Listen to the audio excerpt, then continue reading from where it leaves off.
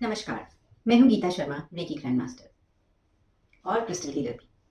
आज इस वीडियो में हम बात करेंगे क्रिस्टल्स की। क्या है क्रिस्टल्स? आप सब लोग जानते होंगे रत्नों के बारे में। रत्न जो हैं वो जेमस्टोन्स हैं और बहुत प्रेशियस होते हैं और उनकी प्राइसिंग भी लाखों रुपए तक के भी आपको जेमस्टोन्स मिल जाते हैं। क्रिस्टल्स उपरत्न हैं, सेमी प्रेशियस स्टोन्स। रिजल्ट इनका जेमस्टोन की तरह ही हमें मिल सकता है, बट इनकी जो कॉस्ट है वो बहुत ज़्यादा उनसे कम होती है, यानी कि ये कॉस्ट फ्रेंडली है। एक आम इंसान भी इन क्रिस्टल्स को अफोर्ड कर सकता है।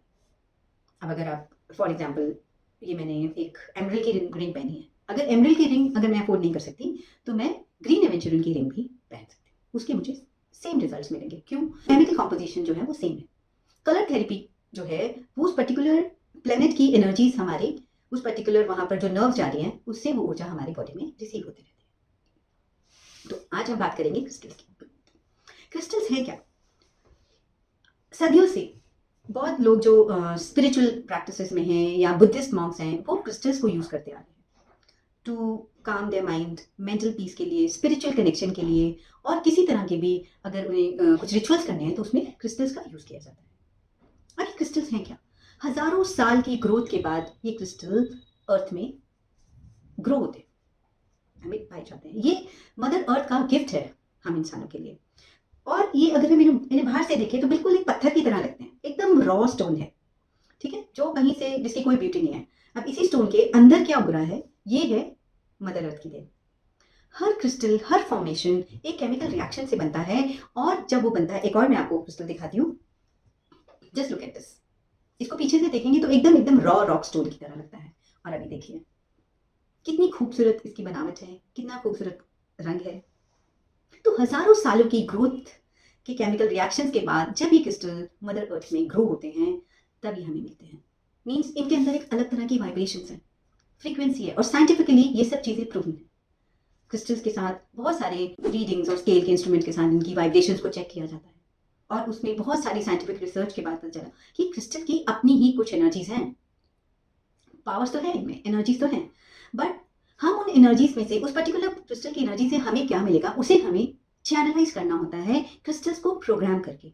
अगर आप रेकी चैनल हैं तो आप खुद उसमें रेकी के कोर्सेज में हम सिखाते हैं कि कैसे क्रिस्टल को आप एनर्जाइज करें, चार्ज करें, उसको प्यूरिफिकेशन, ये सब स्टेप्स उसमें सिखाए जाते हैं।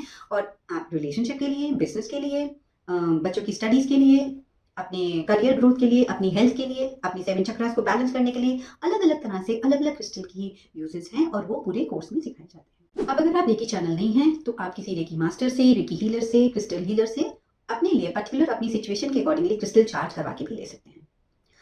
अपनी आने वाली सीरीज में मैं बहुत सारे क्रिस्टल्स के बारे में बात करूंगी, उनकी क्लिनजिंग क्या है, कौन सा क्रिस्टल किस लिए यूज होगा, उसकी जानकारी आपको आगे आने वाली वीडियोस में मिलती रहेगी। अब क्रिस्टल बहुत सारी फॉर्म्स में आते हैं, जैसे अभी मैंने आपको दिखाया था, ये रॉ क्लस्टर है, ठीक है।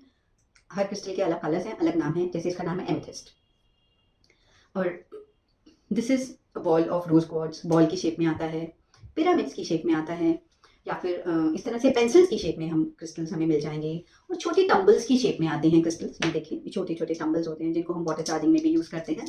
देन इस तरह से ये बहुत माइनी टाइनी सा ट्री है, ठीक है। सो इसे ट्रीज के फॉर्म में क्रिस्टल्स आते हैं। So there whole lot of variety of crystals.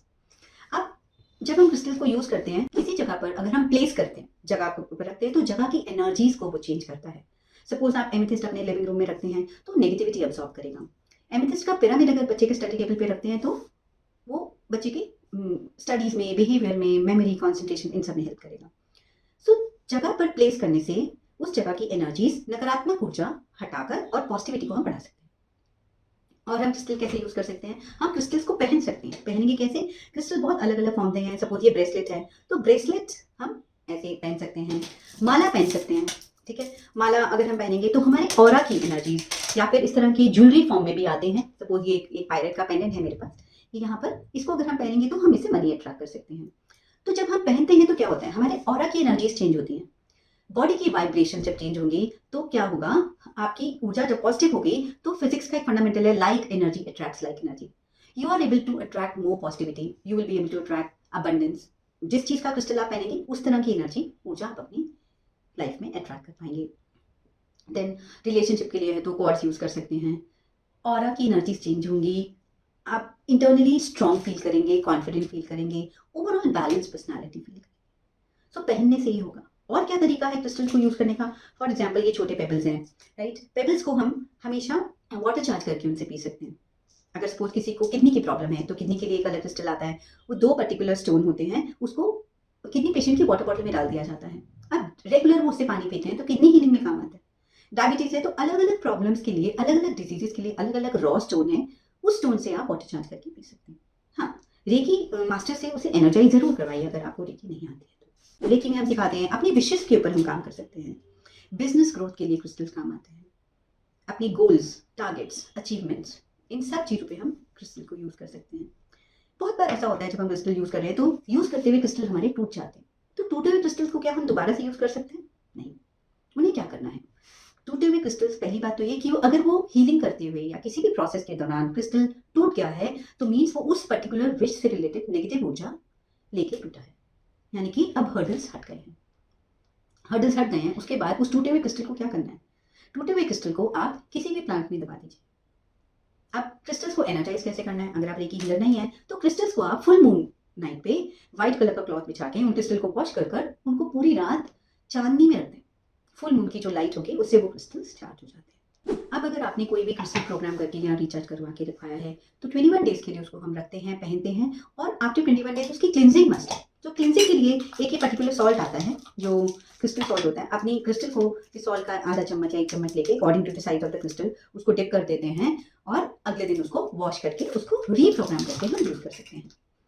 तो अपने ये थी सारी जानकारी, क्रिस्टल्स क्या हैं, उनसे हमें क्या इफेक्ट आते हैं, हमें उस नेगेटिविटी कैसे हटानी है, पॉजिटिविटी उसमें कैसे बढ़ानी है, ये सब के बारे में अपने आने वाली वीडियोस में मैं लेकर आऊँगी। अलग अलग क्रिस्टल्स पर्टिकुलर चीज़ के लिए, कौन सी डिजीजेस के लिए क्या क्या काम उनका है, क्या क्या बेनिफिट्स हैं, उन टॉपिक्स पर। आप भी अगर किसी पर्टिकुलर क्रिस्टल से रिलेटेड जानकारी चाहते हैं तो कमेंट बॉक्स में लिखिए, मैं उसके लिए वीडियो ज़रूर बनाने की कोशिश करूँगी।